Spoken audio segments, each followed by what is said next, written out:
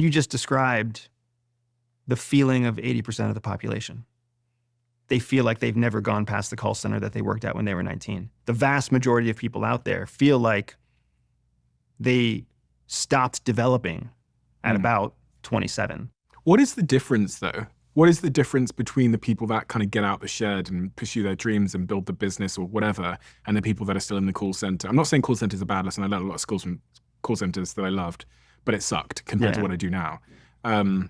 What is the first? So the first thing you're talking about is shattering the glass. The first thing is awareness. Yeah. You have to be aware that you're in a shed. That you're in a shed. And you have to be aware that you're choosing to be in the shed, right? You can always leave. This is an argument I have so often with people who are trapped in the wrong mindset, right? I don't even know what the right psychological term is because I don't live in a world of academic psychology. But there are people who believe that they don't have a choice. And in the United States, for example, we have 50 states. There are some people in the state of Florida who feel like they can't leave the state of Florida. Because? They think it's because they don't have enough money. They think it's because the drive is too far. There isn't a support network on the other side. The bureaucratic hurdles of trying to change your residency and get a new driver's license is too much. The taxes are too high to pay to move from a non-tax state to a state tax state.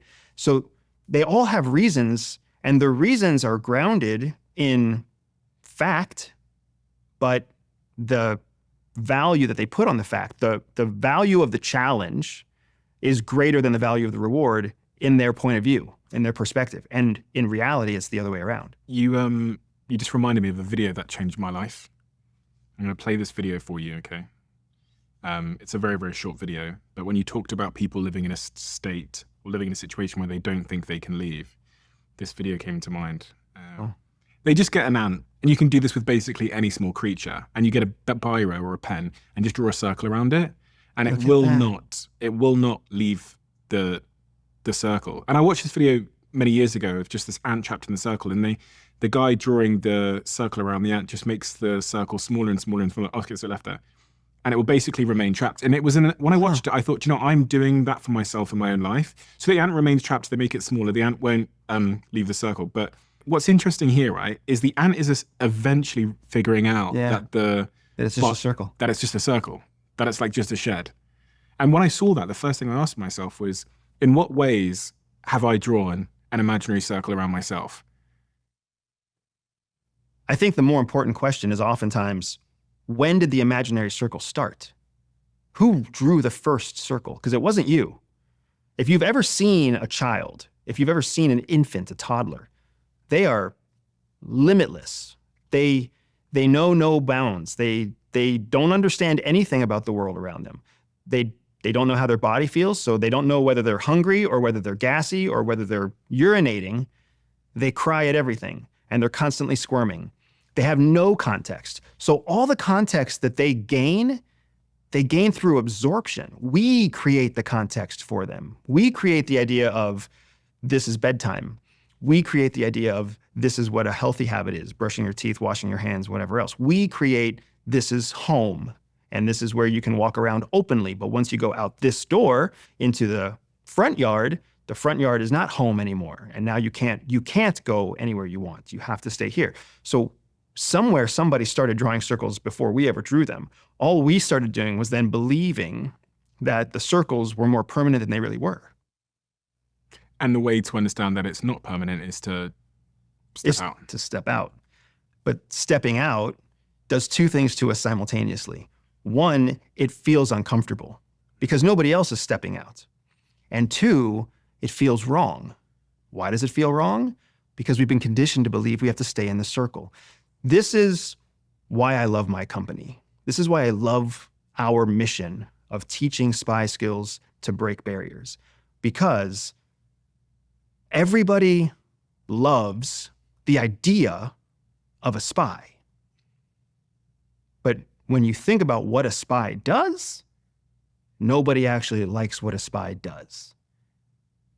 Nobody likes the fact that spies steal. Nobody likes the fact that spies lie. But for some reason, they still like the idea of a spy. And that's why James Bond and Jason Bourne and and spy shows are so popular. What's happening is we come into this place where what we want and what we're told we're supposed to want clash. Because you know what we really want is an opportunity. And we want an opportunity so bad that we're willing to cheat to get the opportunity. But we don't want to admit that we're willing to cheat to get the opportunity. We want an advantage, but we don't want to believe that our advantage hurts other people. So somehow we want to all move forward with equanimity, and everybody does better. And that's just not the way that anything in nature actually works. And what entrepreneurs figure out when they're successful is that you can cheat, and you can get away with cheating. And when you get away with cheating, it just gives permission to everybody else who was too afraid to cheat.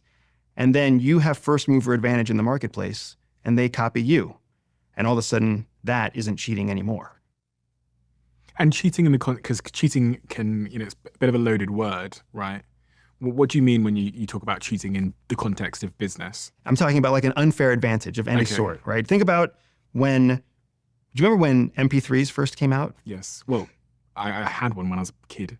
So an MP3 player. Yeah. So MP3s, as in music files. Mm-hmm. I remember when they first came out, it was, the market went chaotic because you could get them off of the internet for free, which meant that the musicians didn't get paid for it. And that turned into, I think it was called Napster. Yeah, LimeWire, yeah. Yeah, there were so many of these different databases where you could just pull free music, and it was crazy. Before that, there were CDs. There was even a brief period where there were mini discs, right? People just kept making improvements. We call them disruptors now because we found a way to glorify the word cheat and make it into something good. So now there's disruptors. But all they were doing was taking advantage of something that other people weren't taking advantage of, a new form of technology. Well, how did they get access to a new form of technology? Because they got investors. Well, how did they get investors?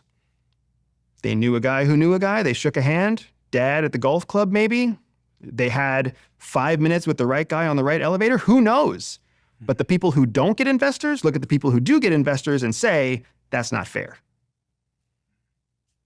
That's just the way it is. That's the way life is. You know what's not fair? It's not fair that some people are born into a house where the cabin, where the shed that they're born into is a $300,000 a year shed. And other people are born into a shed that's a $30,000 a year shed. That's not fair. Nothing is fair. So once you accept that nothing is fair, that also means there isn't really anything that's unfair. You can do whatever you need to improve yourself and your life. So I'm in the shed. And I've listened to you, so I've realized that I am in a shed and that the rules I've been conditioned to believe aren't necessarily, they're rules, but they're breakable rules. And I have every right to break them. What do you think is step one beyond there, beyond the awareness? I'm going to give you two answers because there's the reality of the answer, but then there's my preferred response, right? The reality of the answer is the reality is that most people have already thought about what I'm saying. I'm just giving words and authenticity and credibility to what they already believe. So they're ready for the next step and they just jump right in. They believe me. I appreciate it when people believe me, but I don't want people to believe me. What I want people to do is my preferred approach, which is to test the information. Test what I'm saying. Learn a framework that we teach at Everyday Spy. Learn a framework that you and I talk about. Put it into exercise. If it works, you just tested something. Now you can believe something. Now you can change your mindset and change your framework. But too often, people just believe. I appreciate it when they believe me. It makes me feel good, but it's not what I'm trying to teach people to do. What I want people to do is actually test it. Test it. And because if they test it, they make it their own. Here's the problem with every teacher I've ever had, with the exception of 2 or 3. They tell you something is the facts. And then you know that at the end of the week, you have to take a quiz on what they told you was the facts. And then you know that at the end of the semester, you have to take an exam on what they told you was the facts. They don't ever teach you to test or question the facts. And we know at our age and our success level that history is written by the winners, but there's always two sides to history. And then when you think about the political, the religious, the personal ramifications of everything that happens, you realize there's multiple different versions of truth. There may only be one fact, but there's multiple versions of truth. So we're not even conditioned to learn to question the truth to find the fact. Instead, we're just taught that the truth that we're taught is the facts. And that's how we end up in a world like we have today, where people can say whatever they want to say and people believe them, instead of testing what you hear to see if it really is worth transitioning or transforming your belief system. It sounds like you're making a distinction between like knowledge and belief. What we call information and knowledge. Exactly right. So information's what someone might say to you, but then knowledge is what you actually know to be true. Correct. There's a flywheel that we have in the intelligence world, and it's a triangle, and the top of the triangle is information. Mm-hmm. And then information flows into knowledge, and then knowledge flows into experience. So what happens is you learn information. From that information, you develop knowledge. And then you test that knowledge through experience. And what happens when you go out and take action in an experience? You get more information, which yields more knowledge, which you test through experience, which yields more information. And you have this very positive flywheel. That's how the intelligence cycle works. But what happens in society, what happens in a state system that requires people to become predictable and obedient and respectful and collegial, is they skip the experience part. They say, this is information, this is knowledge, and here's more new information, and here's more new knowledge. And they never give people the opportunity to test the knowledge for themselves. So I'm breaking out the shed, and I'm going to try and test some of this information that I'm going to learn today and in this conversation. What is a good example of something that you've seen in your practice when working with people at the Everyday Spy has helped someone to change their life, like a framework that typically helps people to change their life in the most profound way as it relates to business, sales, their career, whatever?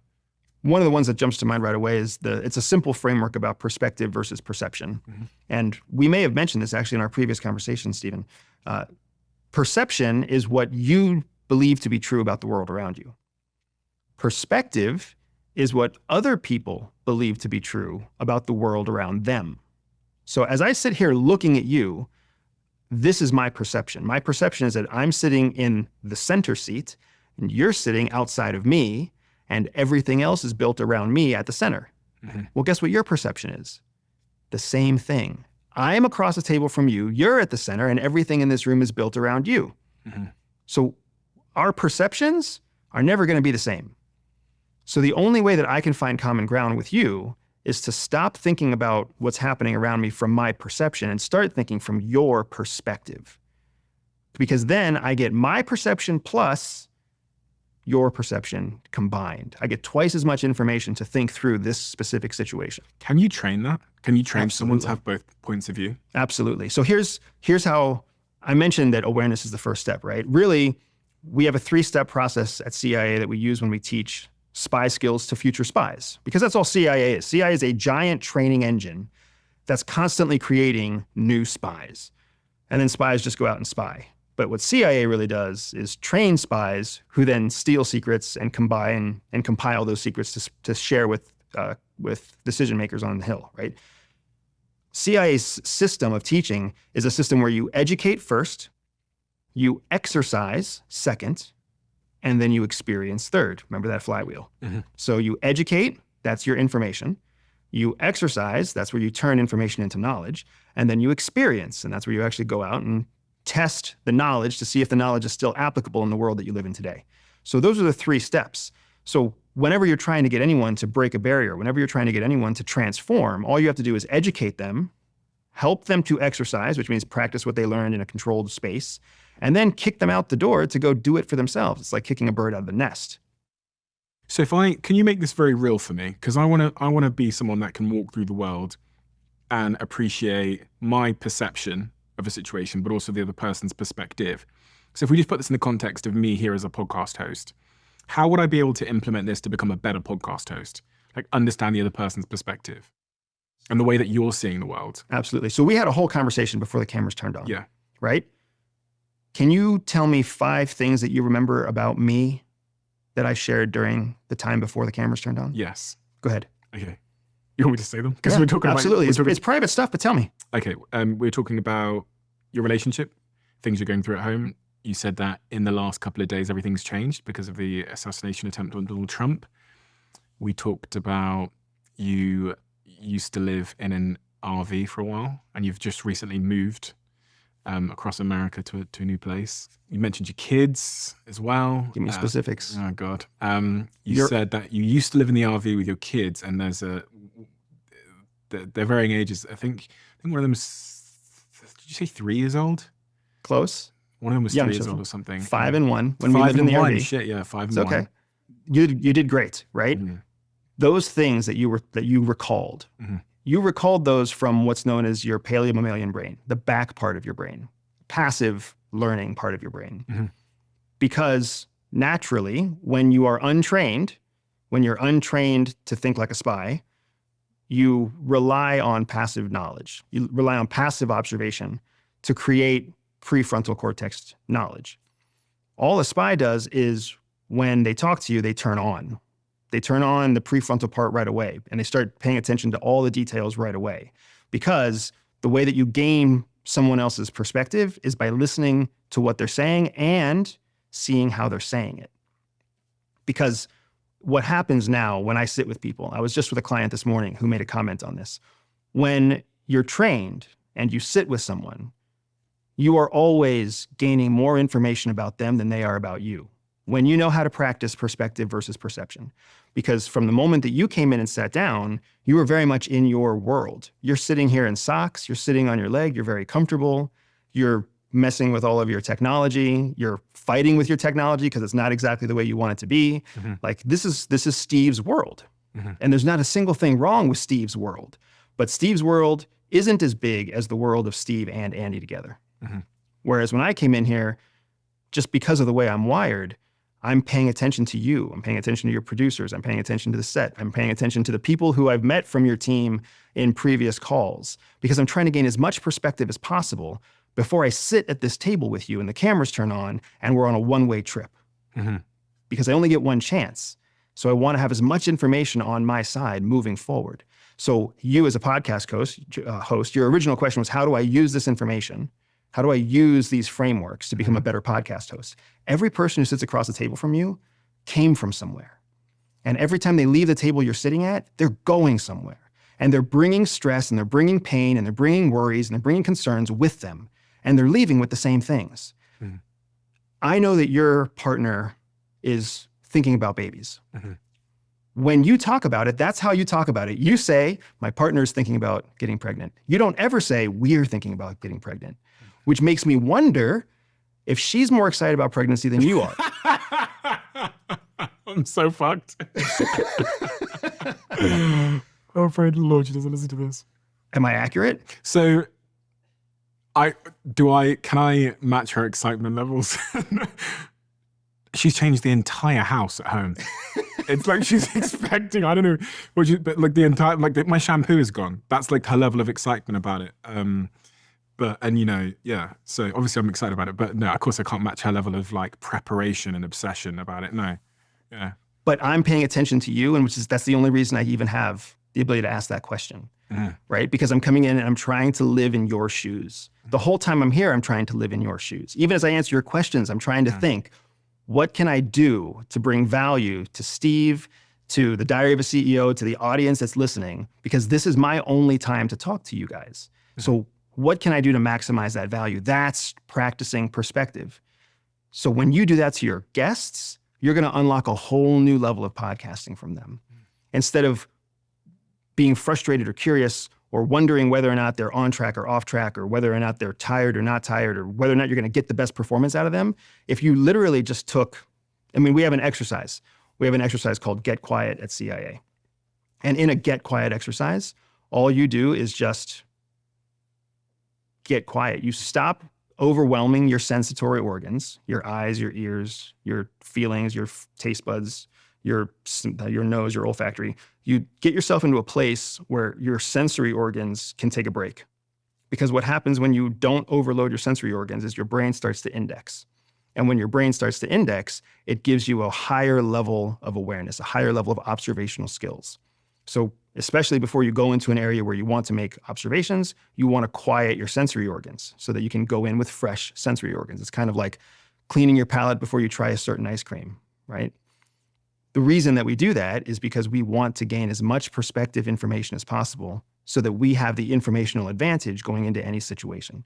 Understanding that most people are coming in living in their own perception. Consider applying this to business, right? You are a coffee shop. Well, there's 500 other coffee shops. There's 5 other coffee shops just in 2 square miles of where your coffee shop is. So when you think about your own product, you think, well, my coffee is superior. It's from Ethiopia, we roast it here and it smells great and whatever else. Or you think, my building is better because we have local artists on the wall and we play local musicians, right? Like that's what they think. That's what the owner of the coffee shop thinks. But they don't stop to think about the customer who buys the coffee. Because the customer who buys the coffee is coming from somewhere and then going to somewhere. And the coffee shop is just one stop along the way. So if you really want to become the coffee shop that everybody wants to go to, you have to think about life through their eyes, through their perspective. Why are they drinking the coffee? Oh, they're drinking the coffee because they're a new mom. So then what else does a new mom need? What else does a new mom want when she goes to a coffee shop? Maybe she wants other moms to be there. Maybe she wants specials. Maybe she wants to find little things to buy her kids. Who knows what? You can change your shop to fit your customer if you're open to their perspective. Otherwise, all you're doing is creating your own little circle, your own little shed.